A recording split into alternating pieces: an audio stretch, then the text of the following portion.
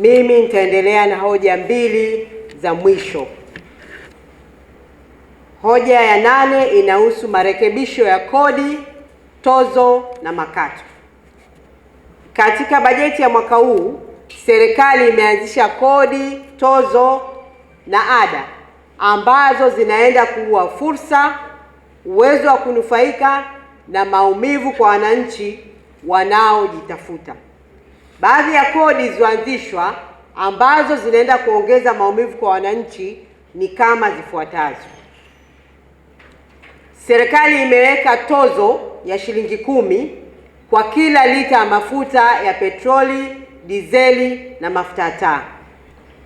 Tozo hii inaongeza ugumu wa gharama za maisha kwa wananchi.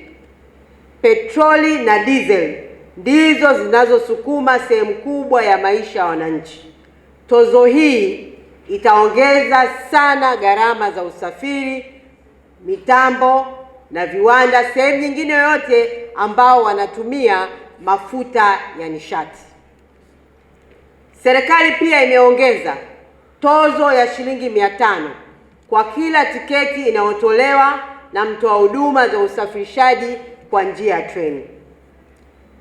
Serikali badala ya kushajiisha na kuhimiza matumizi ya treni kwa kuhakikisha kuwa inakuwa na bei ya chini na kutengeneza faida ambayo itasaidia umma wa Tanzania, inazidi kuweka ugumu. Tozo hii itaongeza bei ya usafiri huu ambao ndio kwanza umeanza kuchipua. Serikali pia imeongeza ushuru wa bidhaa kwenye huduma za mawasiliano ya elektroniki kutoka 17% mpaka 17.5%. Ushuru huu utaongeza makato kwa wananchi wa chini wanaofanya malipo kwa njia ya mtandao.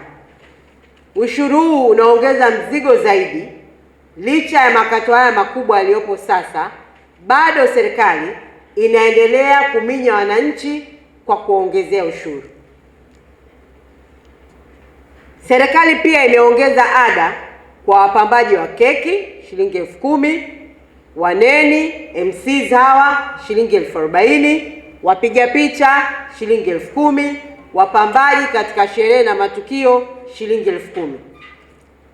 Serikali imeanzisha ada hii kwa wajasiriamali wadogo kwa kuanzisha ada zitakazozalisha usumbufu na kukatisha tamaa kwa biashara hizi zinazochipua. Serikali pia imeondoa tozo ya kuingiza klinka, tozo ya 10% kama unaingiza klinka kutoka nje.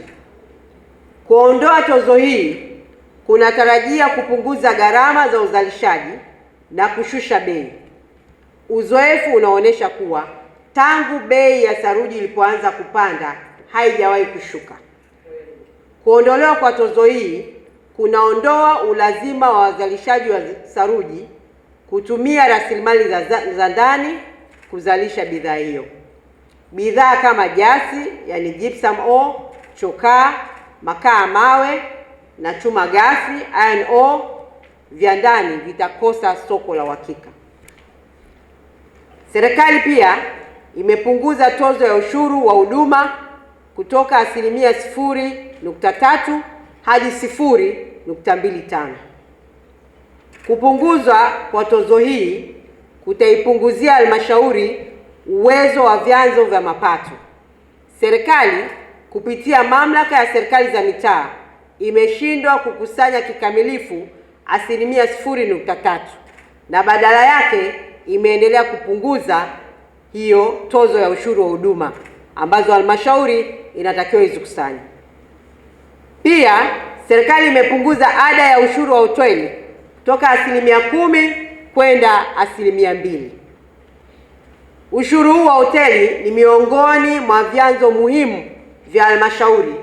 Kupunguza kwa chanzo hichi kutaendelea kuzorotesha uwezo wa halmashauri wetu kupata mapato. Serikali pia imeanzisha tozo ya 0.1 ya thamani ya soko la madini. Uanzishwaji wa tozo katika masoko ya madini kutapelekea wauzaji wengi kutorosha madini au kuyauza nje ya soko.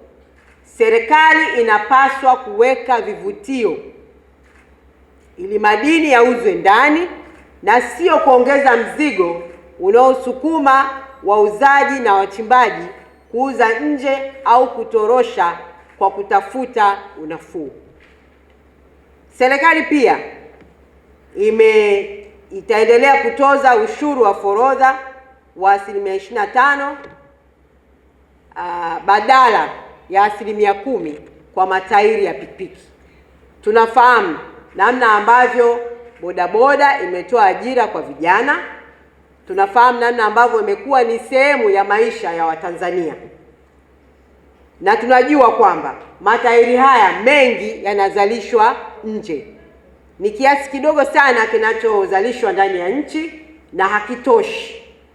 Kuongeza ushuru wa forodha kwenye bidhaa hii ni kumtwika mzigo bodaboda ambaye atalazimika kununua tairi kwa bei ghali zaidi.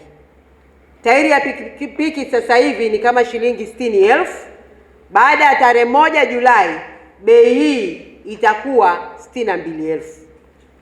Hata hivyo, serikali inarundika tozo, ushuru, kodi na ada mbalimbali kwa wananchi wenye kipato cha chini. Haijafanya mabadiliko yoyote kwenye mzigo walioweka mwaka jana na mihaka ya huko nyuma. Kwa hiyo tunaona bado ni mwananchi yule mwenye kipato cha chini ndio anaendelea kukamuliwa zaidi kutokana na hicho kipato chake ambacho bado ni kidogo.